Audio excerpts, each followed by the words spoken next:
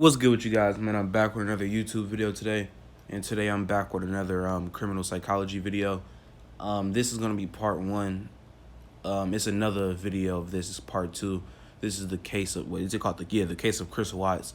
I've seen some of this already, but I didn't see like the full thing, and plus it's a whole nother video, so I don't really know.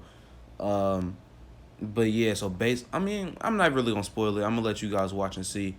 I think I'm gonna drop part two tomorrow. I don't like to keep y'all waiting for shit. So, yeah. Without further ado, let's get into this. The drama began shortly after the Frederick Police Department received a call from Nicole Atkinson, the best friend of Shannon Watts. She had arranged to drive Shannon into town that same day for a pregnancy checkup, but there was no answer when she knocked at the door, nor any response to her text messages or phone calls. After noticing her shoes were still at the front door, she became concerned and called 911. Nicole? Yes. Okay. What's going on? So my friend, we were out of town for a business trip this weekend. All right. And I dropped her off at 2 o'clock this morning. She's 15 weeks pregnant. She wasn't feeling well. And she had a doctor's appointment this morning at 9. And I told her to let me know if she needed me to take her. She's got 2 little girls. I've called, I've texted. Her car's in the garage. Her shoes she wears every single day are right in the front door.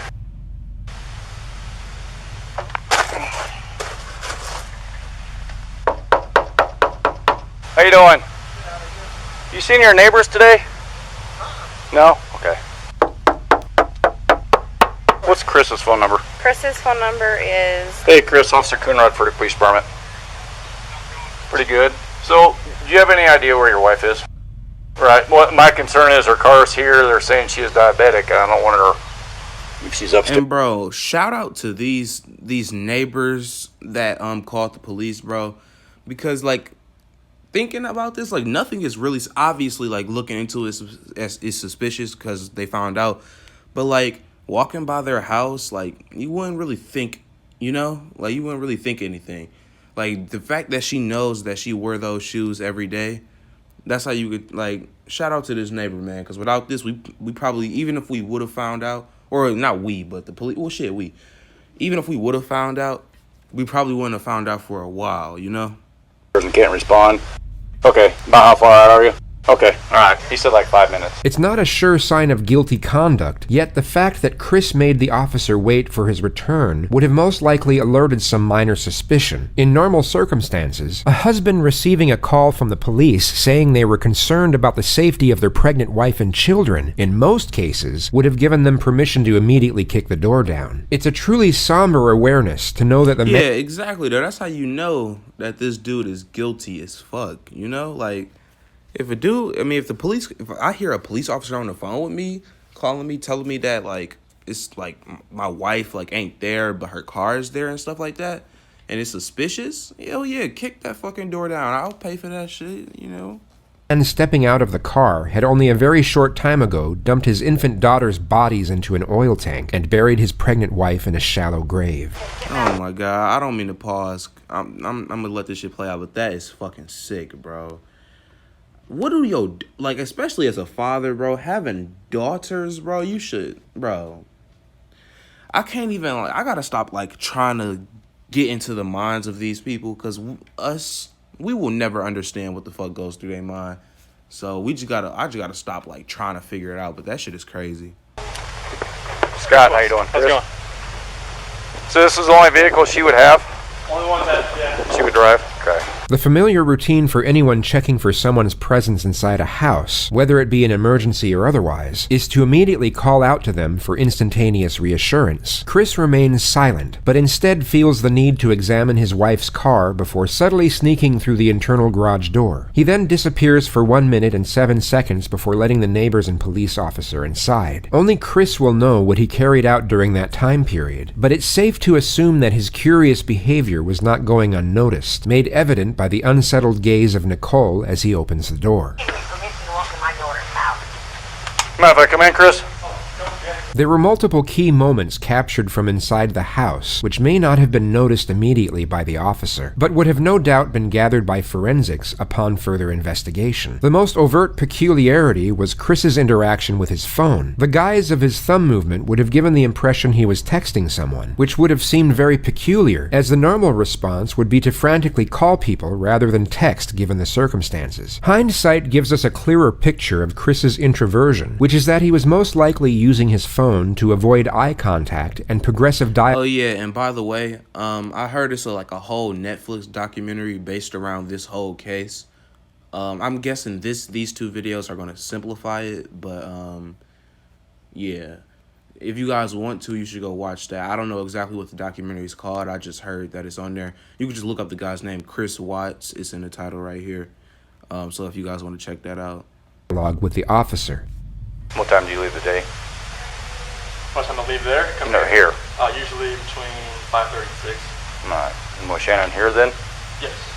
Yeah, we should still in bed.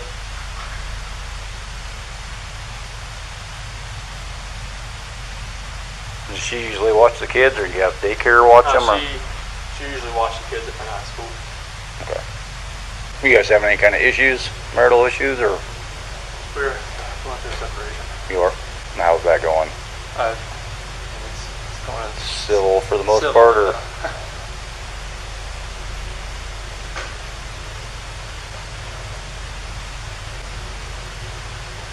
Additionally, we are presented with the subtle cues of Chris's forethought cover story, being that his wife simply ran off with the kids after a breakdown in the marriage. All the girls' blankies are gone.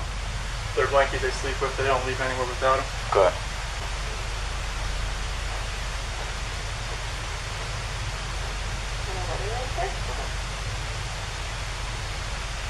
It's on the nightstand next to his brother. Picked up, cut hair. The rest of Chris's conduct could be analyzed and dissected in various ways, and it would be easy to pick at certain. This might be inappropriate for me to say, but hold on, wait. Picked up, cut hair. The rest of Chris's. As you guys know, if you've been watching me for a while, I'm from Cleveland. I'm a Browns fan. And us Browns fans, we hate the Steelers. I don't mean to be fucked up, but this guy's a weirdo, and he has some Steelers jerseys in the back. Hey, you know? Yeah. Steelers fans. No, I'm kidding. I do not want to put that on all Steelers fans. I'm joking. Conduct could be analyzed and dissected in various ways, and it would be easy to pick at certain oddities in body language and link them with signs of guilt. Yet, without the hindsight we have now, his behavior could just as easily be linked with an innocent man who is understandably concerned and frantic over the disappearance of his family. His very conservant neighbor, however, had the perceptual advantage of knowing Chris on a semi-personal level, and could analyze his kinesics in a far more accurate manner than the police officer. You just want to go talk to him? I'm going to get his info real quick. No.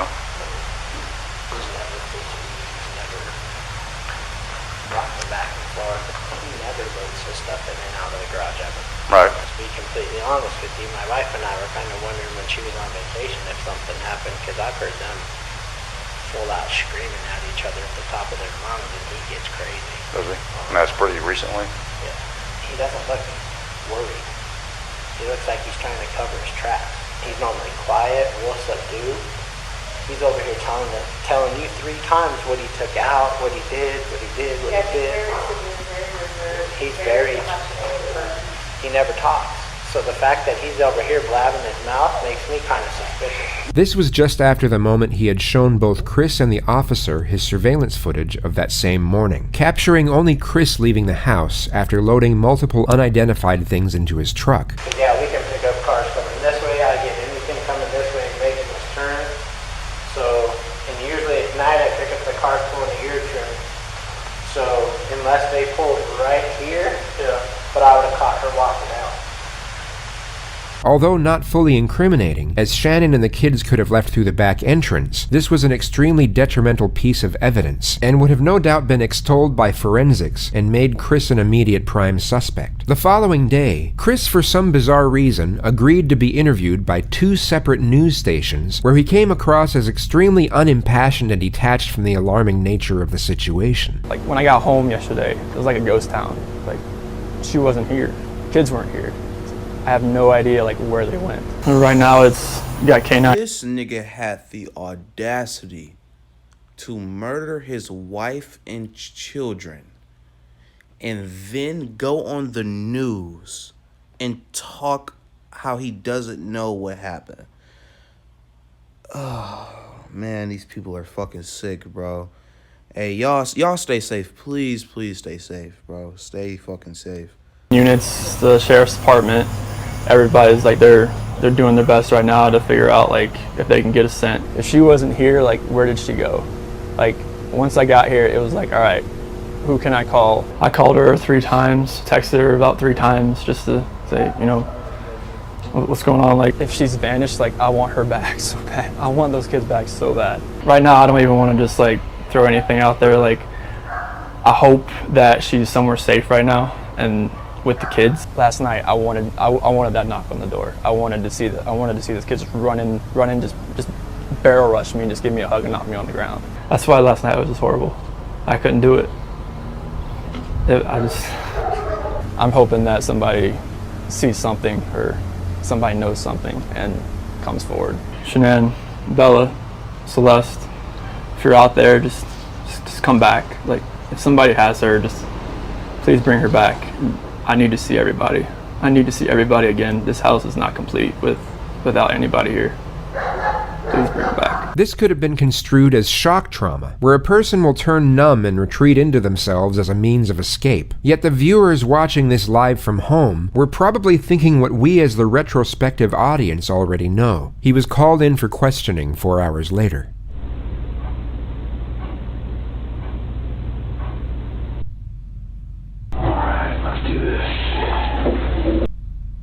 Somebody saw something. Somebody knows where these kids are. And I keep saying kids, I'm sorry. Your kids in your life.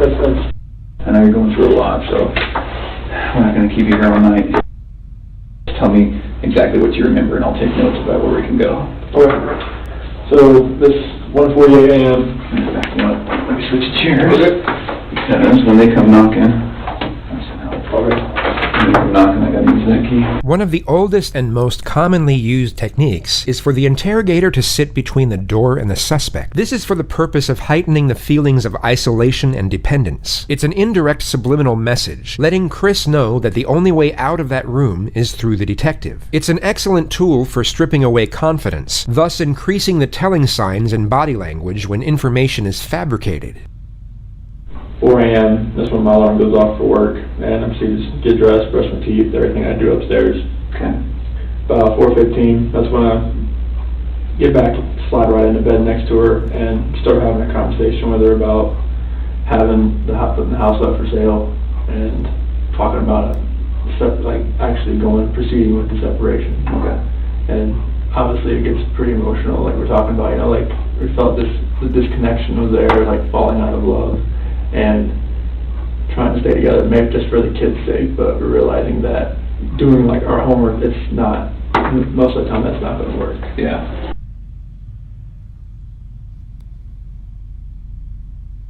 So that's when I got home, I opened the garage door and we went inside the house and looked everywhere. Shanann, Bella, and Celeste, nowhere to be found. Shannon's wedding ring's on her nightstand, her phone's still on the couch, her purse is still there, the medicine for the kids is still there, the car seats are still there, and there's no sign of them anywhere. Okay.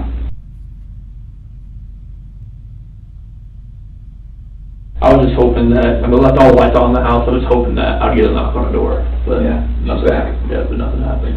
What do you think happened? At first, I really thought maybe she was just at somebody's house, just decompressing. It's blowing off steam. Yeah, but after today, like with the onslaught of all the cars, all the police cars, all the news, all the K9 units, it's making me lean the other direction about someone took her. Okay. But it's just,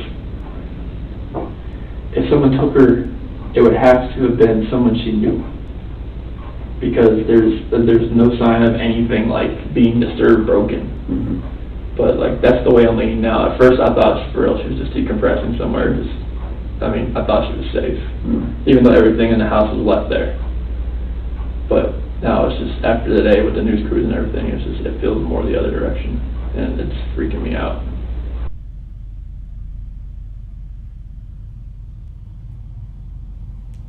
On that night, early that morning, I told her like the disconnection, it's there, like it's not going away. Like the connection we had in the beginning, it's not there anymore. It's like I don't feel like the love we have is there anymore. Okay. And it's just like I don't feel like. I mean, if we want to stay together for the kids, I'm not sure if that's going to work. Like bringing That's another. what you told her? Yes. Okay. Like having another baby and bringing us into this relationship. Do you think this is going to work with us being together, or separation? I think is going to be the best possible route for us. And that's when like all the crying and everything proceeded. And it was very hard just to talk about that. But I needed to do it face to face. Okay. And I needed to see her face like while I did it. I couldn't text, phone, whatever. I needed to be face to face and be able to see her and know that she was going to be at least reciprocating back to me. Oh, what did she say? She said that she wanted to kind of work on it, but if that's the way I was feeling, then she respects that. Okay. 1 p.m. I'm now on my way home to check on my family. Is that just because you're worried based on the conversation with Nicole? Had the police contact you by then? No. Okay. I arrived. Sorry, go ahead. But Nicole said she was probably going to call the cops. Okay. All right. Now, so it sounds like Nicole's pretty worried. More worried than you. Oh, so once she couldn't get anything out of her and nothing was going on in the house, I was like, all right, I gotta go home. The sharp and sudden change of angle from baseline questioning to direct confrontation would normally make an innocent person refute or at least challenge the statement. There would also be a brief pause, as they would need time to process the allegation due to its perplexity. A guilty individual would already be in a defensive state of mind and would normally respond in a hastily modus. Instead of refuting the remark, they would accept it, but try and explain its actuality in a defensive manner. But it sounds like Nicole was more worried. Yeah, because like most of if she doesn't text me, like I understand that. Okay. Like sometimes that happens. Okay. But for her not to get back to her direct sales group, that was very unorthodox. Okay. So then they're at home. Police officers there. Then walk me through that. So as we go through the house, Do you immediately go through the house? I open the garage door and I just go into the house. I'm looking, like I just go in the garage door and I'm looking. Is the police officer saying, "Hey, let me talk to you for a minute"? No. No. Okay. What's the vibe like? I go up there, shake his hand, but I'm like opening the garage door at the same time. Okay. And then I go through, and then they're waiting at the front door. I go in, open that up, and then they come in. Oh, so they didn't go in the garage door with you? Okay. Well, they went in the garage. They didn't come in the way I did. All right. So then everybody goes in. I think that was at 4 o'clock. That's when. Bro, it's crazy to me how these people can do these things. Like, I know me, bro. I would be so guilty, bro. I'd probably just confess if I did some crazy shit like this. Because, bro, like, genuinely, even, let's say you do get away with this. You're always going to have this on your mind, you know? Like, these people, like, I guess they don't think this shit all the way through. Like, they just think about doing the crime and then, shit, just let everything else play out the way it play out. Like, you know? Y'all got to start thinking, well, shit, I'm glad they don't think it through, because then they would be on the loose and probably would do more damage to society. So I'm glad they're stupid. I mean, you have to be pretty stupid to, you know? And this nigga got the audacity to be talking to the detective like he didn't do it. I don't get this, man. Oh my God, this is sick, bro. But it's interesting. That's why I like these videos. Like, I haven't even been talking, so I'm about to go back to that. Because the officer, I went over to the neighbor's house to see if he saw anything, And Whose idea was that? I think it was the officer, 'cause Okay. he just went over there. And then that's when the neighbor called him back over to show him he had some stuff from the other night. Okay. Just show him like whatever he had, and that put motion on it. Okay. 4 p.m. Police check neighbor security footage and question them as well. Okay. Have we talked about that? Is that where we're okay? That's where we're at. Anything else about that? No, I mean, it just shows Nicole dropping her off, but her not walking up, and it shows me loading my truck up at the time that I told you I left. Okay. Can we talk about something that's kind of hard to talk about? So when I work investigations like this, I have to keep an open mind on everything. Okay. And part of keeping an open mind is listening to you talk about your wife and your marriage. And the day she goes missing is the day that you guys have marital discord. Okay. So you can understand what I'm thinking about you. Yeah. What do you think about that? Makes me sick to my stomach, honestly. Like, I know, like, I've talked to a few of my friends, is like, you know, this does not look good on you. I'm like, I know. It's like, if people knew that we were having marital issues, they're gonna look at me, especially with the way everything looks. And it honestly just makes me sick to my stomach, because this is something that I would never do. Ever. I know, like, you have to look at every vantage point. This is something I would never do to my kids or my wife. At all.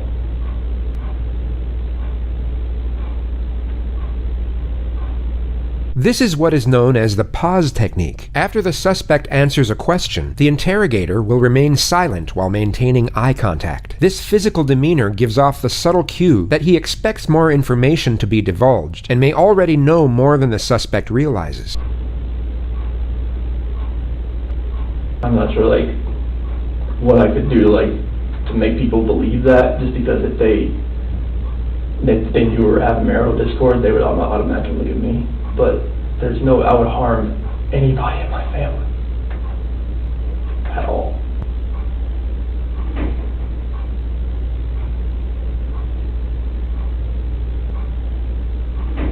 I know we were having marital discord, and we had that conversation that morning, and then she goes, we have no idea where she is, or the kids.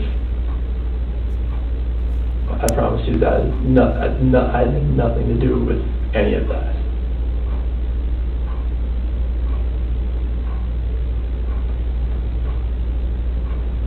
Hey, what is the word for these people? Is it habitual or is it pathological?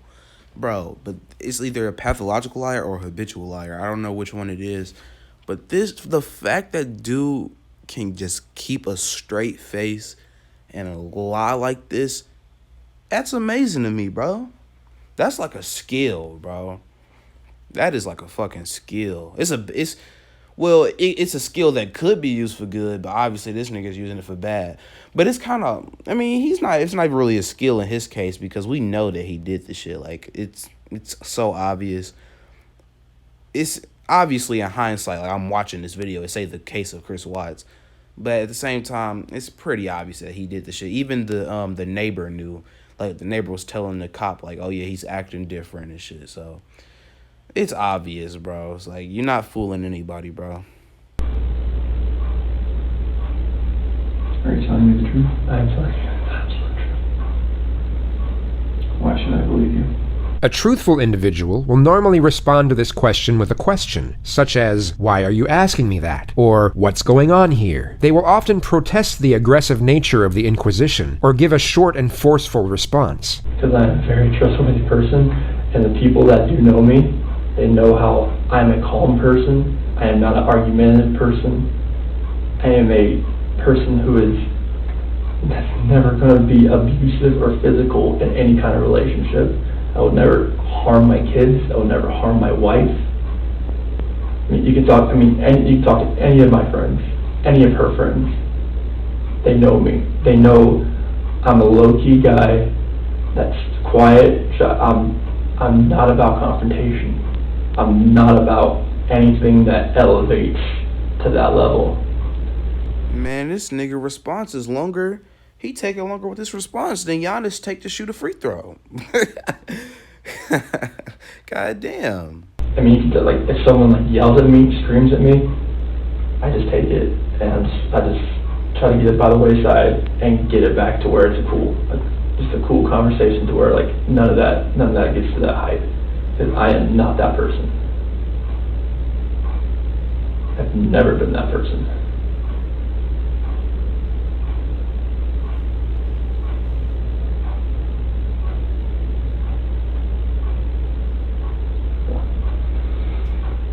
Okay.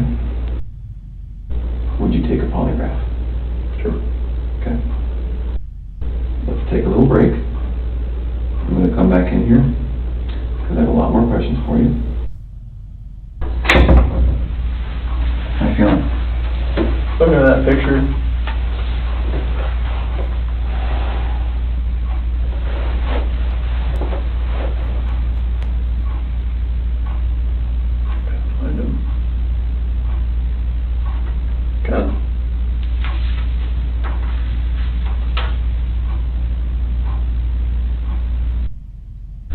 Celeste, she's Rampage. She's always the one that's gung-ho. She's always the one that's just like, she's off. She's either go or sleep. She's always the one growling. She's always been, she's a tiger. Bella, she's the calm, the mothering one. She's the one that's always, you okay? You okay? You fine? Okay. She's just the sweetest little girl. She's the one that favors me more, and Celeste is the one that favors Sinan more.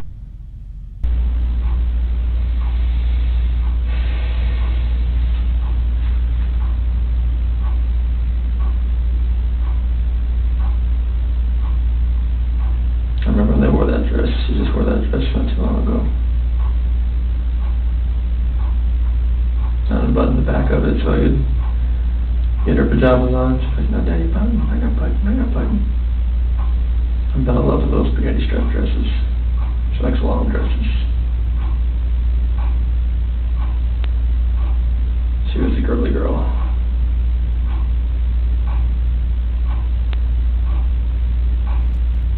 Oh yeah, damn.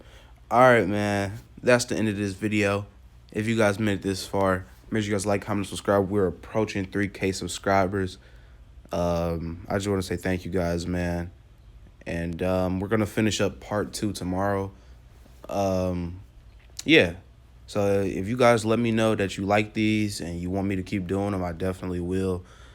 The other videos are like hours long, so I think I'll do the same thing with these. This one is like obviously a part 1, but I'm talking about the ones that's just one long ass video. I'll probably like split them into like 2 or 3 part series. But once again, man, thank you guys for watching. Make sure you guys like, comment, and subscribe, and I will see you guys soon, man. Peace.